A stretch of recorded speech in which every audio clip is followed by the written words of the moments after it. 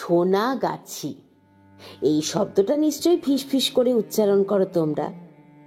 জানি জানি, ভদ্র সমাজের সবাই তাই করে। অনেকে অবশ্য সোনাগাছি না বলে রেড লাইট এরিয়া বোঝাতে বিকে পাল এভিনিউ বা চিতপুর কিংবা যাত্রাপাড়াও বলে থাকে। সোনাগাছি এই শব্দটার সঙ্গে নিষিদ্ধ পল্লীর 400 বছরের ইতিহাস আষ্টে পৃষ্ঠে জড়িয়ে আছে, বুঝেছ? সুনামেই হোক বা দুর্নামে, আজও গণিকালয় হিসেবে সোনাগাছির সমান আর দুটি নেই। সোনাগাছি বললেই সবাই বুঝে যায় কারা থাকে এখানে। এমনকি বাংলা সাহিত্যে, সিনেমাতে বহুবার সোনাগাছির অন্ধকার গলির আনাচ কানাচের ছবি উঠে এসেছে। কিন্তু তোমরা জানো কি এই সোনাগাছি কবে তৈরি হয়েছিল? কি এখানকার ইতিহাস? সবচেয়ে চমক লুকিয়ে আছে এই জায়গার নামের সঙ্গে। সে জানলে তোমরা অবাক হয়ে যাবে। যদিও উত্তর কলকাতার এই দর্জিপাড়া এলাকা যা সোনাগাছি নামে পরিচিত, এর আসল নাম কিন্তু গৌরীশঙ্কর লেন। কিভাবে এর নাম সোনাগাছি হলো তা নিয়ে অনেক গল্প আছে। শোনা যায় এক সময় এই জায়গার মালিক ছিলেন সোনাগাজী নামে একজন মুসলিম সন্ত। তার যেহেতু বিশাল প্রতিপত্তি ছিল এখানে, তাই তার মৃত্যুর পর এখানকার নাম হয় সোনাগাজী। তারপর মুখে মুখে ফিরতে ফিরতে কবে যেন সোনাগাজী হয়ে গেছে সোনাগাছি। এনাকে নিয়ে নানান রকম গল্প কথা আছে। কলকাতা তখন সবে গড়ে উঠেছে। ইরান থেকে আসা সোনাউল্লাহ শাহ চুস্তি রহমতুল্লাহ নামে একজন এখানে এসে থাকতে শুরু করেন। কেউ কেউ বলেন এই সোনাউল্লাহ নাকি আদতে ছিলেন একজন ডাকাত। লাঠালাঠি, মারামারি, দাঙ্গা হাঙ্গামা ছিল এর পেশা। আর তখনকার দিনের অন্য ডাকাতদের মতোই তারও বেশ একটা রবিনহুড মার্কা ইমেজ ছিল। লোকমুখে শোনা যায় মৃত্যুর পর নাকি তিনি গাজী হয়েছিলেন। সেও এক গল্প। ডাকাত সোনা মারা গেলে শোকে কাতর হয়ে পড়ে তার বুড়ি মা।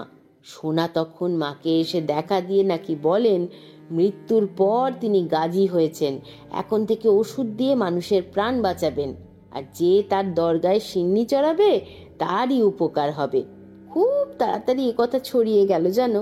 ভিড় জমতে শুরু করলো সোনাগাজীর বাড়িতে, আর বন্ধ দরজার ভেতর থেকে অদৃশ্য সোনাগাজী প্রত্যেকের জন্য ওষুধ বলে দিতে লাগলেন। কারোর ওষুধ পাওয়া গেল পুকুরের জলে, কারোর ওষুধ বাড়ির পিছনে, কারো কারো ওপর আবার ভারী ছুটে যেতেন উনি। মাকে বলতেন তার সিন্নি ছুঁড়ে ফেলে দিতে। সোনাগাজীর কাছ থেকে ওষুধ পেতে তখন কে না ভিড় জমাতো। অন্ধ, খোড়া, কুষ্ঠরোগী, ধনী, গরিব সকলেই। আর সেই গাজীর স্মৃতিতেই তার বুড়ি মা একটা মসজিদ তৈরি করেছিলেন, সোনাগাজীর মসজিদ। পুরনো কলকাতার চিতপুর এলাকায় রীতিমতো বিখ্যাত ল্যান্ডমার্ক হয়ে উঠেছিল সেই মসজিদ। একটা বিরাট গম্বুজকে ঘিরে 4টে দারুণ কাজ করা মিনার ছিল নাকি। ভিতরে প্রচুর সূক্ষ্ম সূক্ষ্ম কারুকাজ। লোকে বলে সারা গায়ে ইরানি স্থাপত্যের ছোঁয়া ছিল। এখন অবশ্য সেই পুরনো মসজিদ আর নেই, তবে মসজিদের নামেই রাস্তার নাম হয়েছে মসজিদ বাড়ি স্ট্রিট। এই গল্পের সময়কাল সঠিক করে কেউই বলতে পারে না। কবে মসজিদ তৈরি হয়েছিল, সোনাগাজী কবেই বা কলকাতায় এসেছিলেন, তার কোনো সময়ের হিসেব নেই। কলকাতা এবং সুতানুটি দুপরগনাতেই তখন বহু মুসলমানের বাস। তার মধ্যেই ছিল সোনাগাজীর বাড়ি। সোনাগাজীর মা মারা যাওয়ার পর সব অলৌকিক কাণ্ড থেমে গেল। পুরনো সেই মসজিদটা ভেঙে পড়ে 1946 সালের দাঙ্গায়। পাশের পুকুরটাও আর নেই। সেই পুকুর বুজিয়ে তৈরি করা হয়েছিল আস্তাবল। এখন সেখানে বাজার, চিতপুরের পরিচিত অ্যালেন মার্কেট। তবে এলাকার নামে সোনাগাজীর নাম থেকে গেছে। সেখান থেকেই তো হয়ে দাঁড়িয়েছে সোনাগাছি। এমনই সব গল্প কথা জড়িয়ে আছে সোনাগাজীর নামের সঙ্গে। কেউ বিশ্বাস করে, কেউ করে না। আমাদের এই সোনাগাছি আজ কলকাতার সবচেয়ে বড় নিষিদ্ধ পল্লী। না না, ভুল বললাম, শুধু কলকাতা কি বলছি। সোনাগাছি হলো ভারত তো বটেই, গোটা এশিয়ার মধ্যে সবচেয়ে পুরনো আর সবচেয়ে বড় যৌনপল্লী বা রেড লাইট এরিয়া। এখন লাখ টাকার প্রশ্ন হলো এটাই যে কে এটা বানিয়েছিলেন বা কাদের মদতে গড়ে উঠেছিল এশিয়ার সবচেয়ে বড় এই পতিতাপল্লী। এমন তো হতে পারে না যে সোনাগাজীর সমাধিস্থলে আপনা আপনি গড়ে উঠেছিল, এটা সঠিকভাবে জানাও যায় না। বই পড়ে জেনেছি তখনকার 235 আর 236 বউবাজার স্ট্রিটের এই দুটো বাড়িতে ছিল বেশ্যালয়। যে বেশ্যালয়ের মোট 43টা ঘর ছিল, আর সেগুলোর একমাত্র মালিক ছিল প্রিন্স দ্বারকানাথ ঠাকুর। কিন্তু তার জন্মানোর বহু আগেই তো জন্মে গেছে সোনাগাছির এই পতিতালয়, তাই সোনাগাছির প্রতিষ্ঠাতা দ্বারকানাথ ঠাকুরকে বলা যায় না।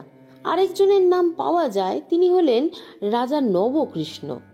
সোনাগাছি এলাকাটা তার জমিতেই তো ছিল। বহু ঐতিহাসিক তাই মনে করেন রাজা নবকৃষ্ণ বাবুই সোনাগাছির পত্তন করেছিলেন। অবশ্যই সেই সময় অনেক বাবুর রক্ষিতাই থাকতেন এই সোনাগাছিতে। মূলত সেকালের অল্প বয়সী বাঙালি হিন্দু বিধবারাই পরিবারের কারোর ভোগের শিকার হয়ে বা রঙিন জীবনের হাতছানিতে সাড়া দিয়ে বেশি আসতো এই পেশায়। সোনাগাছির পাশাপাশি আরেকটা নামও তখন খুব বিখ্যাত ছিল, গরানহাটা এলাকার পতিতাপল্লী রূপগাছি। শুনেছি সেকালে এখানকার পতিতাদের সংখ্যা কিংবা দাপট ছিল সোনাগাছির পরেই। তাই সোনাগাছির সঙ্গে মিল রেখেই ও জায়গার নাম হয়েছিল রূপগাছি, যার বর্তমান নাম নিমতলা স্ট্রিট। সোনাগাছি ছাড়াও কলকাতায় আরও বেশ কিছু নিষিদ্ধ পল্লী ছড়িয়ে ছিটিয়ে আছে, যেমন রামবাগান, বউবাজার, হারকাটাগলি, ওয়াটগঞ্জ, খিদিরপুর, মাটিয়া, কালীঘাট, এই সব জায়গায়। এছাড়াও দক্ষিণবঙ্গ আর উত্তরবঙ্গ জুড়েও অনেক রেড লাইট এলাকায় ছড়িয়ে ছিটিয়ে রয়েছে বহু যৌনকর্মী। তবে 19 শতকের গোড়া থেকেই সোনাগাছির নামটা সবচেয়ে বেশি।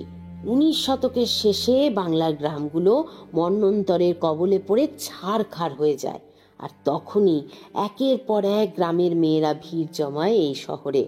বাঁচার জন্য বেছে নেয় এই পেশা।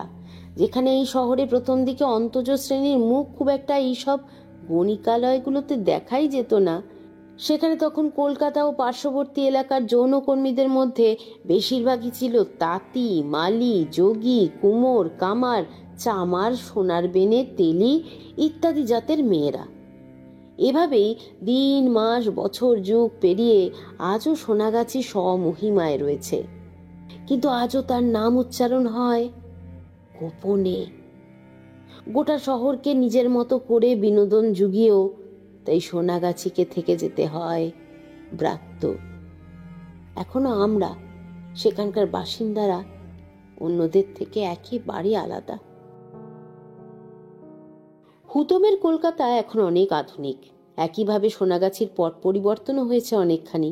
তাই পরের পর্বে শুনুন সোনাগাছির এখন তখনের কথা।